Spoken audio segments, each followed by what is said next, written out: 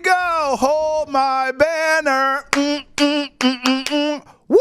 Banner 18 loading, baby. Welcome to Hold My Banner. Travis Thomas here with the Division I baller, UTEP, Fresno State, producer extraordinaire, legend, Ante Campbell in the building. What's up, Crody? What's up, 2Ts? We're 3 games closer to this championship celebration. I'm lit, but I do want to quickly shout out Doris Burke for being the first woman to call an NBA Finals game. Shout out to her. She's a GOAT in the industry, so I'm proud that she finally got this opportunity. I mean, why is it taking so long, honestly? Well said. She did a great job. And, bro, I mean, can you just imagine you and I at a Celtics championship parade? Oh, I'll tell you, it feels so good. Yes, I can see it now. The water spritzing from everybody throwing water bottles, having a great time. Shoes a little sticky from whatever they got left on the ground. But, you know, we ain't complaining, man, because we're all hype off of a chip. I might try and climb up one of them duck boats, Ante. I'm not gonna lie. It might be worth catching that on camera so we can put it on Hold My Banner. If I'm gonna get arrested, I might as well go out big, huh? Facts, no question about that. All right, well, we'll bring Ante back momentarily. You know I want to start with game 1. Look, what a beatdown. I predicted, if you remember, a Celtics convincing win. That was the words I used. But my God, I never thought blowout city was happening. And by the way, blowout on a night when Jason Tatum was nowhere to be found. Now, granted, he affected the game in other ways. We saw him crashing boards, 16 points from him. I mean, it wasn't impressive. 6 from 16 from the floor, 3 of 7 from 3. He did have 11 boards. But yet again, Jaylen Brown, Mr. Consistent. Tatum doesn't show up. You can always count on Brown, don't you? It always delivers. 22 points, 7 of 12 shooting from the floor. He was aggressive. He was getting to the rack. It's what he always does in the postseason, in the finals. He came through. How about Kristaps Porzingis, though? I mean, my God, so many questions around. Is he healthy? What percentage is he? Has he had enough time to get acclimated to the speed of the game? Check, check, check. No problemo. 20 points, 3 blocks. Now, one of those blocks was a block of a dunk attempt. Like, how dare you think you can posterize me, the unicorn? Kristaps Porzingis. Do you know who I am? So he blocks that dunk attempt. But it wasn't so much the blocks that show up in the box score. How many times in this game, especially early, did you see the Mavericks try to get a lob off or try to come inside and get some points in the paint? And just his presence alone as a rim protector, they wanted no parts of it. I mean, he turned away so many lob attempts from this team, and I saw many turnovers come from guys driving to the inside, Porzingis stepping up to help, and they just had nowhere to go. And they just dribbled it right off their leg, right out of bounds. I mean, he had them scared you-know-what-less. So Porzingis affecting both sides of the ball. 20 points, 3 blocks, 21 minutes. I mean, smart here. I actually thought he played too damn long. The game was out of hand. I'm screaming, get him the hell out of here. But credit to Joe Mazzulla. We know he doesn't believe in that. He's going to play you if you're out there. And 21 minutes is probably the sweet spot for Porzingis anyway. But the story to me here, I actually thought the rebounds were going to be a lot more lopsided. When I looked at the stats, it was only 47-43 Celtics advantage.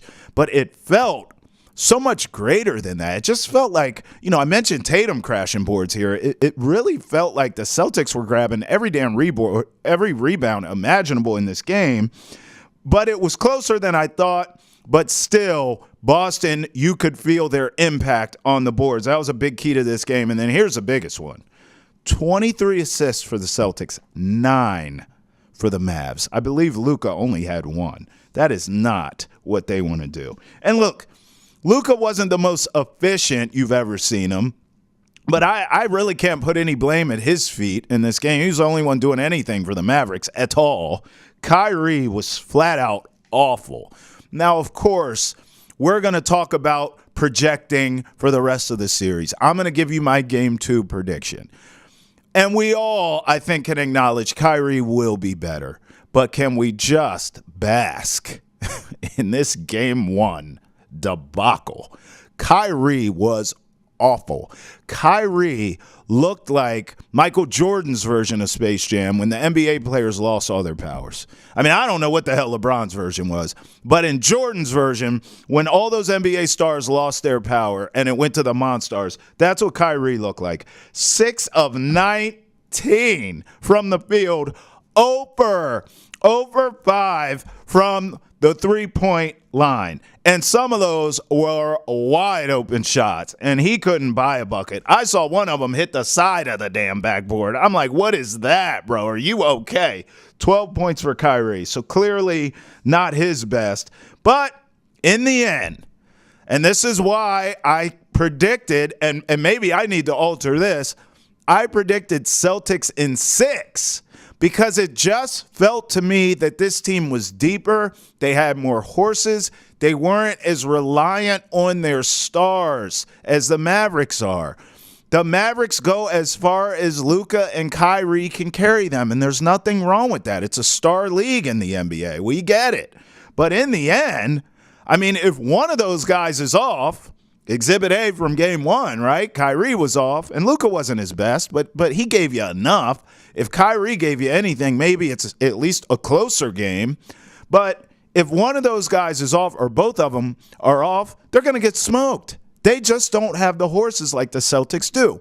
Obviously, the Celtics need Jaylen Brown. They need Jason Tatum to show up.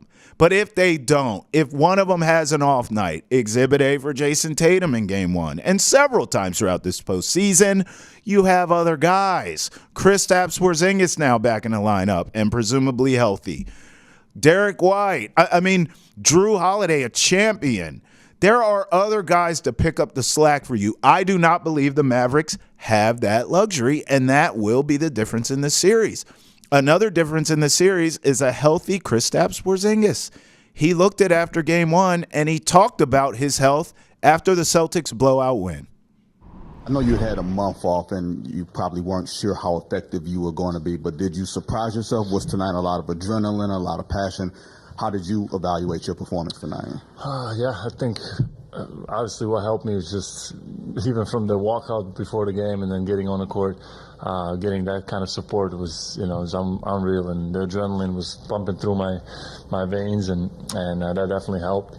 Obviously, it wasn't ideal that I was out for such a long time, but I did everything I could to prepare mentally for this moment coming back, and it paid off, and we got the job done tonight and had a good game and happy about the result.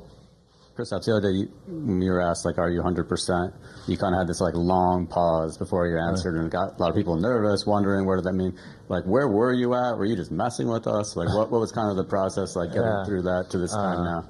Yeah, no, it's hard to say because, all these thoughts, went through my mind in that moment. What do I answer? I don't want to, I want to say I'm fine, but obviously I haven't played. I haven't been out there. I haven't had the feel of, am I 100%, so... but tonight was a firm affirmation to myself, that I'm pretty good. Maybe I'm not perfect, but I'm pretty good, and I can play like this, and I can definitely add to this team. Yeah, that's an understatement. I think you can definitely add to the team. I mean, I'm just looking at these numbers. They are mind-boggling. 9 blocks for the Celtics to 1 for the Mavericks. And I already told you, Celtics 23 assists, Mavericks 9. I mean, they just dominated this game no matter how you slice it. 4 guys in double figures for the Mavericks, one in which Kyrie, which felt like it was pulling teeth to get those 12 points. I mean, that was the hardest 12 points I've ever seen in my life. So you get 4 guys in double figures for them, not enough from Kyrie. You get 6 guys in double figures from the Celtics, and it seemed like anyone could do whatever they want except Jason Tatum, who just had an off night. But I've always said this, and I've been so critical of Jason Tatum. Critical. But at least he gives you something. How many stars in this league? And I do believe he deserves credit for this, even though I get at him. How many stars in this league and other leagues, stars period in sports, do you see sometimes when they're struggling, they're not playing well, they're not shooting well, they're not scoring touchdowns, they're not whatever it is, They go to the sideline. The body language is atrocious. They sulk. They pout. They could be up in the game. They don't give a damn. They're still complaining and upset. You never get that from Jason Tatum. And look, I give him a hard time. I feel like at times he shrinks in big moments. And I also think he's a little too passive for me. I think he settles for jumpers. I think he's quick to pass to a teammate. Some of these things are endearing qualities. I get it. We bashed on LeBron forever with it. And as he got older, he sort of got away from that and got a lot more aggressive and assertive. Maybe Jason Tatum will. I don't know. But he does deserve credit for not complaining, being the ultimate team guy. And he was crashing boards out there. And I did see him playing defense. That's another thing about Jaylen Brown that deserves a lot of credit. Yes, Mr. Consistency in the postseason, in the finals, but he played absolute click-clack lockdown defense, and he has been all playoffs. Again, on a night when Jason Tatum played like crap, this team still beat the hell out of the Mavericks. They just have more horses. It is what it is. They're a better team. They are going to outclass the Mavericks. That's what I said coming into this series. That's what's going to happen. The only thing maybe I was wrong on is how many games. Because after game one right now, I'm feeling like Celtics in 3, and the Mavs just wave the white flag for game 4. Don't worry about it. We don't need to play. We're good here. Go ahead, get the confetti and the champagne popping. But we'll see. We know Kyrie's going to be better in game 2. My prediction is this. I think we'll get a more competitive game here. I'm going to go 110-101 Celtics. I believe Kyrie and Luka will cook, but we have seen that blueprint now. Mazzulla's smart. Shut down the rest of these guys. Look, a lot of those threes that Kyrie had in game 1 were wide open. It's not like they played the greatest defense you've ever seen. I thought they did a really good job on Luka for the most part, but I see a world where Kyrie and Luka can cook. As long as the Celtics shut down the rest of these losers, you're going to be all right. And I think that's the difference. A healthy Porzingis, more horses on your team than the other team, it's just going to get it done. I'll go 110-101 as the Celtics go up 2-0 on the Mavericks, and we get oh so closer. Come on, give it to me. To banner 18. All right, let's bring him in. Ante Campbell, who I saw laugh a few times during my rant and SMH a few times during my rant. Go ahead. Let me have it. Nah, I like the takes. Look, KP was huge. He made D-Live and Gafford irrelevant, which was just unexpected. Yes. I think this is a great Celtics win because, like you said, Tatum wasn't what we expected of Tatum. Right. He wasn't the superstar level that we expect of him. KP, Jaylen Brown were. It was a nice team win. Yep. But I think it's really more about what the Mavericks didn't do. I was sitting there as a basketball fan, and I absolutely hate watching basketball. You're sitting there right next to me watching this game. Yeah, you were pissed. And I was getting mad because here's my thing. It's the NBA Finals. Why does the Dallas Mavericks look like they don't want to be here? Yeah. Luka looked tired sometimes in the game. Yep. He had a solid game. I wouldn't say it was great. He was 12 for 26, 30 points, whatever. Solid game. But it looked like they didn't have energy. Like they didn't just have a week off of basketball. Right. You know what I'm saying? Right. Also, I was upset. Jay Kidd, you got to call a timeout earlier than that. Like you understand basketball at an extremely high level. Yep. When you guys went down 6 early in the game, it was looking bad. Yeah. The Celtics just happened to be missing shots. They were killing you on the glass. There was one possession that we were watching where they got about 5 offensive rebounds. That's right. And shot 5 threes, and none of them were close. No. But, like, you gave them 5 opportunities that one possession to get a bucket. Right. That's too much. The things that made the Mavericks special during their Western Conference run was the fact that they were physical, they were big, they were athletic, and we didn't see any of that in Game 1 from this team. Yeah. What do you think that is? I mean, is it just a game 1, big stage, on the road? I mean, I get Kyrie's a champ. He didn't play like it in game 1, and it seemed like in a sense they were maybe shell-shocked. They did cut the big lead down late in that game. Luka kind of had it cooking.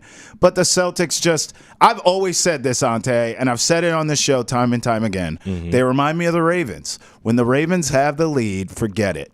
I mean, Lamar's lights out. You're just not beating them, especially at home in that big crab cake.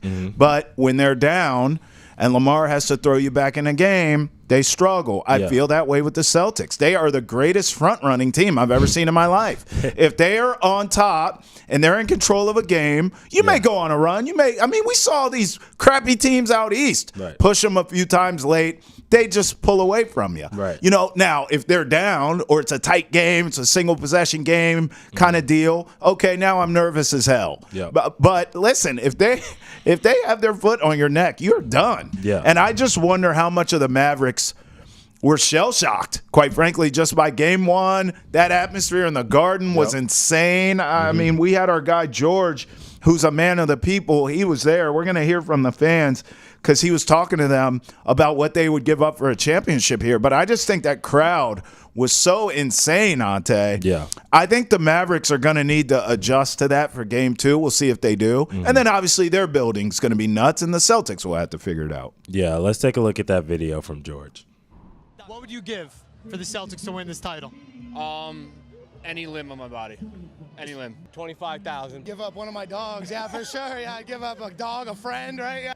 My virginity. I would give my life. Car. Whatever it takes, man. Whatever it takes. My husband. I'll donate my kidney. I would give my right arm. It would give up anything. The city, we haven't had a championship parade since 2019, and it's about time we break out the duck boats. Let's go Celts, baby. Since 2019, my gosh. Too funny. An embarrassment of riches. Listen, I wouldn't give up any of that stuff, but I will tell you this. I am looking forward to having my first Boston championship. Yeah. Same to you, bro.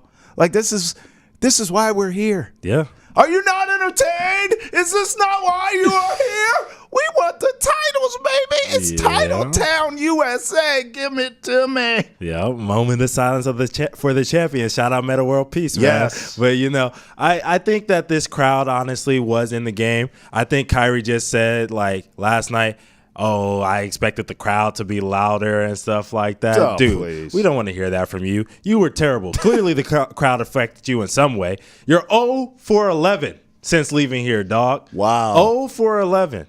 What are you going to do about that? That's what it comes down to me is this team did a lot of punking, and last night they looked scared. Like they weren't ready to punk anybody. And I really blame it on J. Kidd, honestly, because like I said, early in the game, he's got to call a timeout. Yep. And I was sitting across from you, and I said, he's got to break a clipboard. Yeah, you're right. Because there's no way I'm coming out there and watching Peyton Pritchard, Drew Holiday, Derek White get offensive rebound after offensive rebound. And you talked about it. It was 37-33 to end the game. Didn't feel because in the second half, they clearly had a conversation, and we saw them actually boxing out, putting their butt on somebody, tip, and moving them out of the lane, and then having a team rebound. You have 3-4 guys now trying to go get a board instead of looking like, oh, well, he's going to get it. He's going to get it. I hate that, man. Yeah, no doubt. I hate that. As a player, like, you want to see guys be physical. It's the finals. Yeah. And I understand that the refs were making some ticky-tack calls here and there,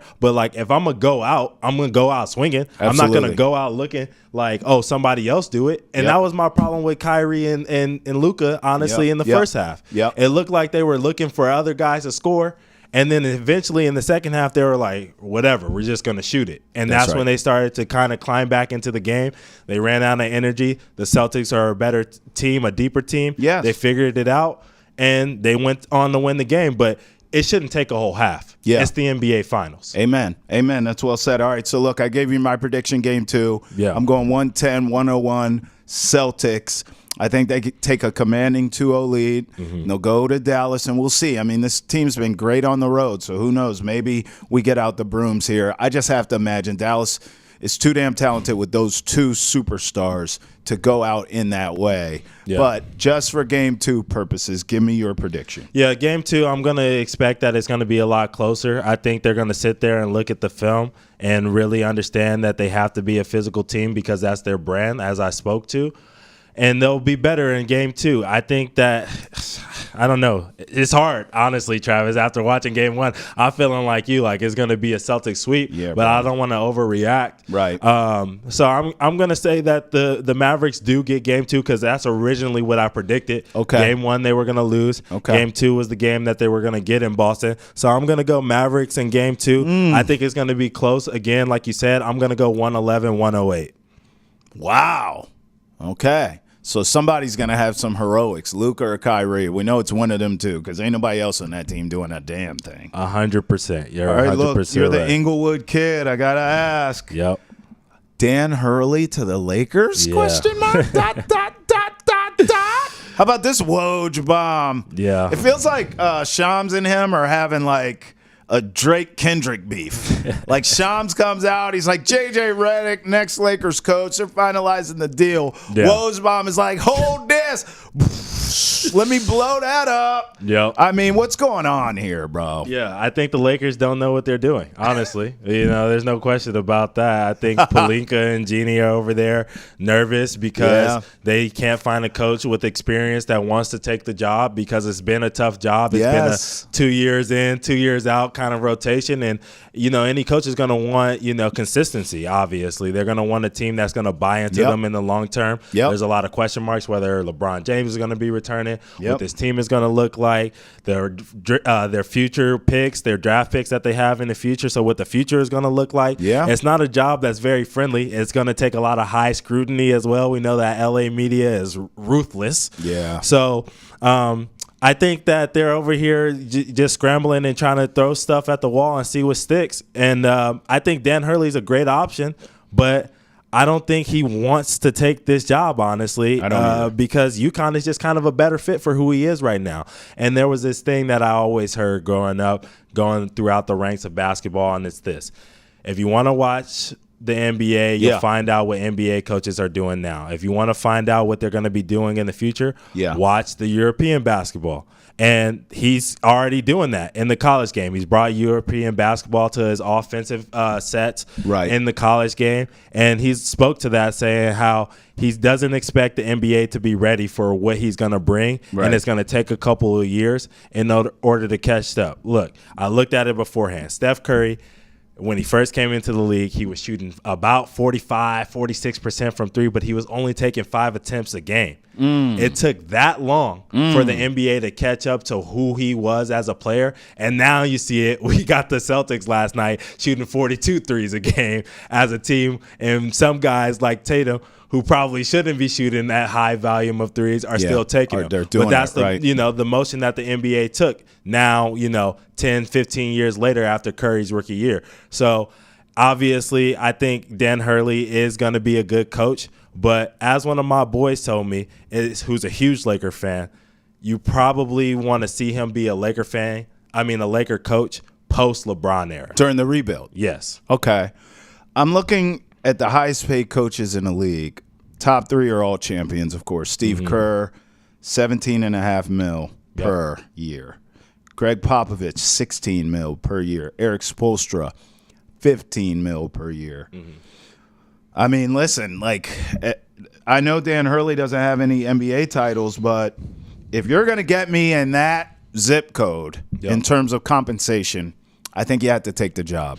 Now, if the Lakers are not willing to do that, and they're more in that Monty Williams, Budenholzer, that's $13 million, $10 million range, I go back to UConn. I'm gonna be honest with you. Yeah. I think this has to be a Godfather situation, making you an offer you can't refuse. If you're gonna make me, you're not gonna get paid more than Steve Kerr. You're probably not gonna get more than Popovich. If you can get me around Eric Spoelstra, you get me 15, 14 a year, I'm taking the gig. And if it's all money, that's it. I would just be point blank honest. It would all be money, and I would also need some years because what he does, he builds a program, right? Yeah. So you're not going to 2-year me like you do these other people and then buy me out. I'm not interested in a buyout. I got a legacy to protect. So I want my 5-year deal. Whatever a no trade clause is for a coach, I want it. You can't fire me policy, right? I want 5 years, and I want to make that kind of coin. And if I can't do it, I'm staying in stores. Yeah. All right, let's end it here. Start, bench, cut. Yep. You always bring a game. So before we let you go, let's play this game here. We have Steph Curry, Jalen Brunson, and Kyrie Irving. Now, on the heels of a game 1, beat Don't down do it, Travis. Don't at do the it. hand of a Celtics team where I heard fans screaming, bleep Kyrie. I'm cutting his ass. Lie. I'll start Steph Curry, and I'll have Jalen Brunson coming off the bench. Screw you, Kyrie. Don't be out here lying, Trav. You know you don't believe that. You know you don't believe that. We're starting Steph Curry, obviously, the greatest point guard of all time. We agree there. 100%. After that, we're not forgetting what Kyrie Irving has done throughout his career and throughout this playoff run. He's been fantastic for this Mavericks team besides game one. Facts. So I'm rolling with Kyrie, the bench. All right. And then I'm cutting Jalen Brunson. It's no disrespect to Jalen Brunson. He's a great player. But if we're talking scoring, if we're talking championships, winning, all of that stuff, clutch. Yeah. Those two guys are way better than him. So stop disrespecting, man. All right. Fair enough. We'll see you in game 2. I appreciate you, Ante, and we'll bring you back to break it all down with us along the way. And I'll just leave with this.